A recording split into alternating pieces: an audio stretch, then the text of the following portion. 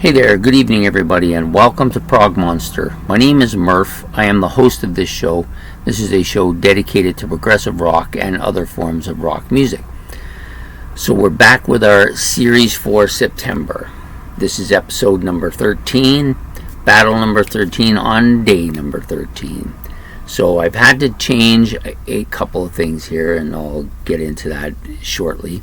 But first, I just want to let you know that for those of you who are new, this is called the Other Prog War. So basically what we're doing here is we've taken bands that are not so well known, at least not so well known here or in most of the world. They may be known very well in the area where they originated, but they just didn't make that international jump, So they're not like tier 1 or even that second tier of prog bands. These are the bands that maybe they only had a few albums, or maybe they had a lot of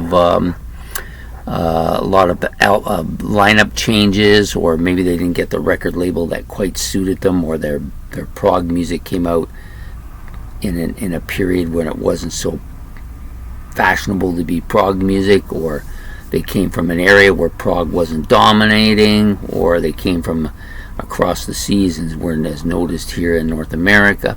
Lots of different reasons why these bands didn't succeed. In some cases it's maybe the music, but of all the bands I've listened to so far in this tournament, I don't think it has much to do with their music. I think it just has to do with a lot of the things I said, and there may be some other things that I've not mentioned as well. So we decided, Ben and I decided we were going to do something more obscure. I wanted to do something a little more obscure, but he came up with all the bands, put them together, put them in their battles, and then my job was to listen to the two albums and then give you a winner. So I found that a little bit challenging, getting the time to do it, because I work full time and I have other commitments, and trying to get these albums in and listen to both of them and then make an album before it gets too dark out, and then we have this lighting situation, which I'm not really all that pleased with, so I do apologize if it's a little bit hazy. It's not really what I wanted to do. I prefer to do it in natural light, in the daylight. However, that won't be possible as I leave and up early before the light, and I'm working by the time there's any decent light out. And this has to come out at 8 in the morning, which is the time I like to release it. So as a result, this is where we are. So I did make one, I made a few changes to the setup, which I don't know if I'm going to like it or not. I guess I will decide on when I look at it for a bit. I may decide to change it back or do something else with it. But for now, we're testing the waters. So I also made one change. The battle that was supposed to take place today, I moved back because I'm having a difficulty finding one particular album. And it's because there's a bit of a language barrier, it's even harder to figure out what tracks I'm supposed to be finding. But I will figure that out. But in any case, I moved the day 14 battle up one. And I may have to do that again until I'm able to find the album that will allow me to listen to this one particular one. But at any rate, today we have a good one. So we have two bands here. I'm not sure where the first one is from, or even when the album was released. I couldn't find anything on that. So, but the second one is an American band, which I actually was fairly familiar with. An American prog band. They're called Ethos, and the album is called Ardouf. It was released in 1976, and it's from the USA. This is a band that probably would fit in well with the Kansas Star Castle kind of thing going on here. However, I do like this band quite a bit, but I don't want to get ahead of myself. So Sebastian Hardy will go first. He was the He was the first one here, and the album is called 4 Moments, and he has 4 parts to his 4 Moments: Part 1, Part 2, Part 3, Part 4, and then 2 other tracks. One called Rosanna, and the last track called. Oh, look at that! I didn't write it down. I remember seeing it, something about Atlantis, but I can't remember what it was. I didn't write it down at any rate, but I will talk about it anyways, even if I don't remember the name. Okay, so Sebastian Hardy will go first because he was the first one suggested, and then the Ethos one will be his combatant, and he will go second. So the first, Sebastian Hardy. So you've got a lot of very operatic type of vocals here. Type of music here at the beginning. A lot of synths, a lot of organ. And this particular track, the first one, part one, which is called The Glorious Hall Shall Be Released. I believe that's what it's called. Nice build up here, nice instrumentation here. Some percussion and bass are very strong on this particular track. Keyboards are very good, also very frontal and very dominant throughout this entire track. And actually, in actual fact, I think throughout the entire album, lots of different keyboard noises, some organ, some mellotron. I do hear some, I think clavinet, but I could be wrong here. But I think I know there's some Moog synthesizer and also some, I can't remember what I was going to say. Anyways, lots of normal vocals. His vocals are pretty nondescript, at least in this particular track. They're not really, what I mean by that is they're not really outstanding in any kind of way. There's nothing abnormal or unusual about them. Unusual is probably the better word. So they just if you heard them, they don't really stand out as being anything or anybody. They're just vocals, but they're good. They're not bad. The song actually gets quite heavy towards the end of part one before it switches into part two, which is the Dawn of the Sun. Sorry, this part two is called the Dawn of the Sun. Starts with some nice keys and synthesizers, very atmospheric sounds to it. The vocals are again in that mid-range, nondescript sound to them as well. It's a very melodic, symphonic part to it. Like it kind of goes on throughout the entire track. Not too much, not too dominating, but not too unnoticeable either. It's very melodic and intricate guitar solo. Yes, it's in that similar kind of range that you would find David Gilmour. Sorry, I'm having a hard time getting my glasses to stay straight. Yeah, so it's in that kind of David Gilmour wheelhouse, but doesn't really sound like him. I would never mix these two guys' guitar playing up.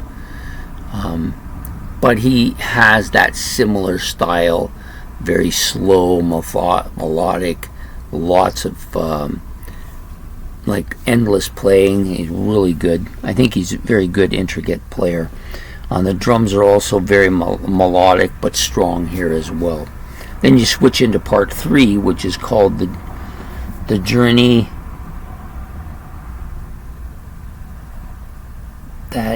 of Our Dreams. The Journey of Our Dreams. Sometimes my writing is so small I can't even read it. But anyways, nice vocal bit here.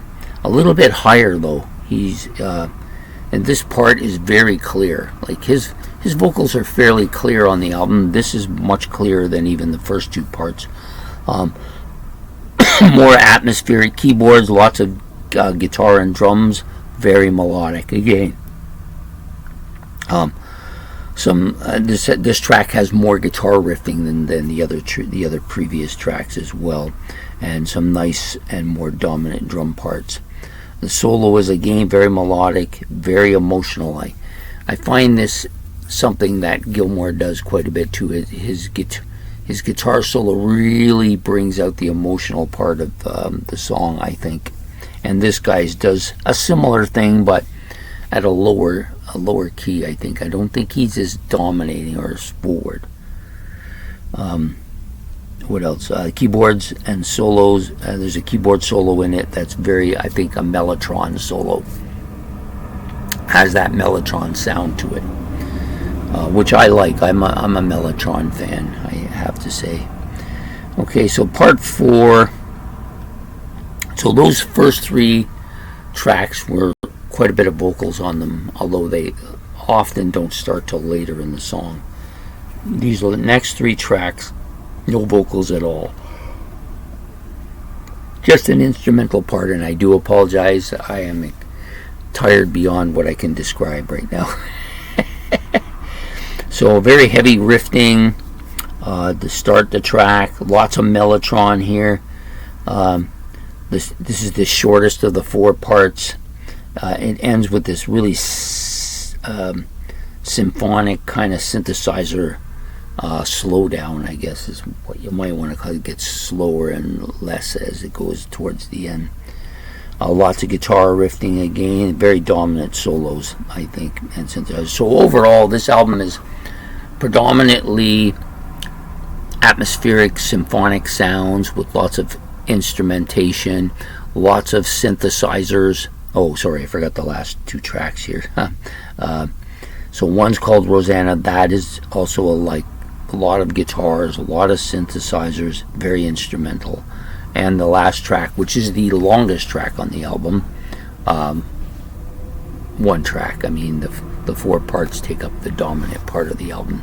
But this one's very melodic, very atmospheric, lots of synthesizers, very synthesizer-driven song. Some exceptional keyboard parts. The guitar is very dominant, and the solo track is really good. Again, it's entirely an instrumental. So overall, I find the guitar solos, like I said, really good. The songs are very atmospheric, lots of synthesizers, lots of different keyboard sounds, and the vocals are good. There's only one where it's kind of high, in a high range, but for the most part it's like that. I didn't find the tracks overly catchy or overly memorable. I thought they were well put together. The album's well put together. I just found that the not as memorable. Like there's nothing about any of the tracks that really stands out. But then again, I've only listened to the album once, so it might take a few listens before I start to notice stuff that really catch on for me. Okay, the other album, Ethos Ardouf, 1976. So this is an American prog band, and we all know where I usually go with that. But in this case, I have listened to this band before, and I do like them. For some reason, they catch me a lot better than Kansas and Starcastle and some of the other bands. But I think it's the vocal parts. I think, and the music is clear overall. Lots of symphonic sounds, but I don't find they're overly dominant in any particular thing, and the vocals I think are in a range that is easier for me to accept, I think. So you have I think 8 tracks here. The album, I didn't give you the cover of the Sebastian Hardy album because I can't remember it, and I didn't look at it, so I'm not really sure what it was. But for Ethos, it was a cover of the cover was of a man with white flowing hair and a staff. Kind of a reminiscent of what you might see on a Lord of the Rings type thing. With a global planet. He's holding a globe of a planet. And at first I thought it was Earth, but when you look at the continents that are on this planet, they don't really look like Earth too much. Or it's almost like Africa that's flipped the other way. It's kind of a little bit different. But it's an interesting, very proggy looking cover. So the opening song is called Intrepid Traveler. Lots of keyboards, very dominant solo in this. It's a little bit of piano here, which I always like a little bit of piano. If you're going to have a lot of keyboards and stuff like that, if you throw in some piano, it usually will catch me a little better. The vocals are clear. They're within the alto range, very frontal. There's some children noises here, background noises. And the twinning vocal part is really well done as well. The second song's Spacey Brother. Vocals are strong here again. Lots of mellotron on this, and Moog parts in here too. Lots of synthesizer, and the organ, and a mix of bass with the organ here. kind of gives it a more, I was going to say bitey, but that's not really what I'm thinking. I'm thinking it gives it that more aggressive, dark feel to it a little bit. The next one is Every Man. Vocals are a bit odd here, but not bad. They're good, but it's just they're a little bit odd. I don't really know how to describe it at this moment. Maybe it'll come to me at some point. The Hammond organ is very dominant on this particular track, and the drums are pretty strong here as well. And then you have the Atlanteans. So this is where I got the Atlanteans. So it wasn't that track on the other album. So the Atlanteans. This part is...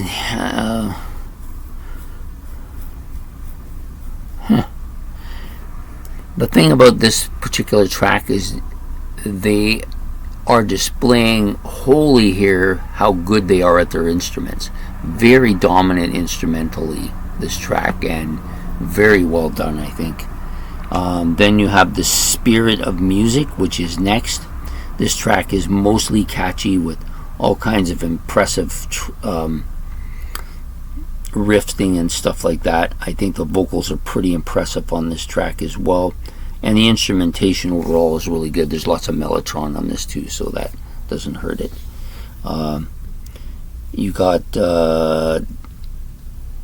I think it's called the Lady Dancer. I could be wrong here. Very strong, lots of keys, dominated, dominant vocals, very intricate display of instrumentation. Catchy as hell, this song. I really liked it. Demolition Man. This song is a bit of a rocker.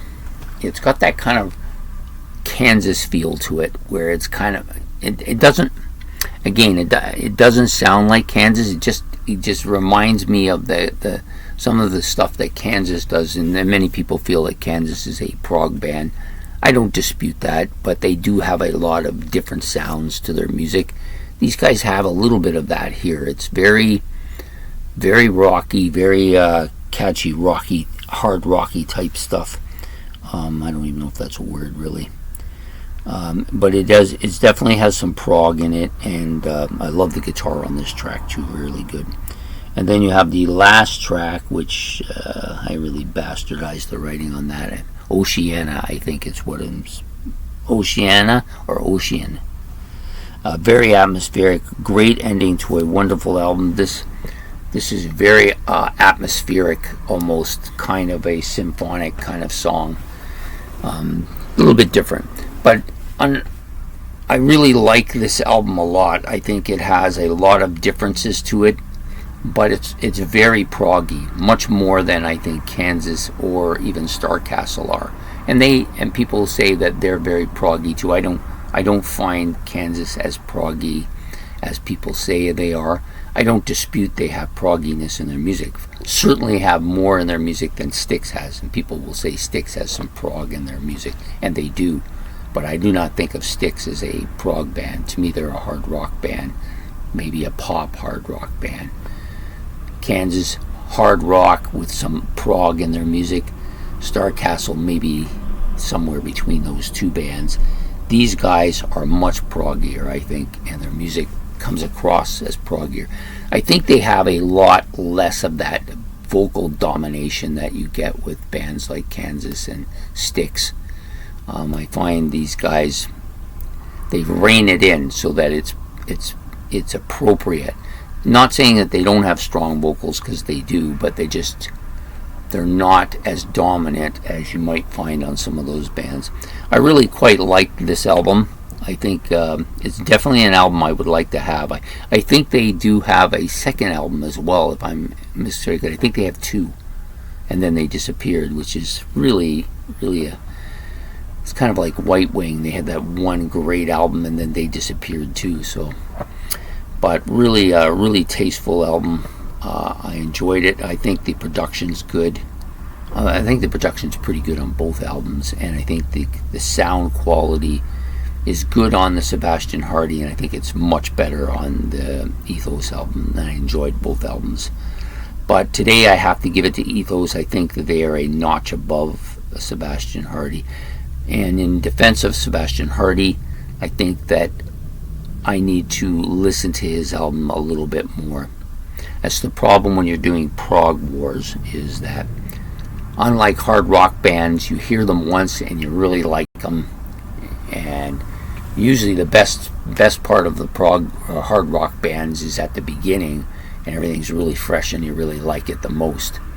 A little bit different with prog bands. They tend to take more time to digest and take more time to get into, and some of the best stuff that I have is stuff that I didn't even like at the beginnings. But in the case of these two bands, I do like their stuff. I just think that Ethos is better, and I do apologize. This video has gone on a lot, but I did enjoy doing this album quite a bit, this battle, and I look forward to hearing what you have to say about either of these two bands.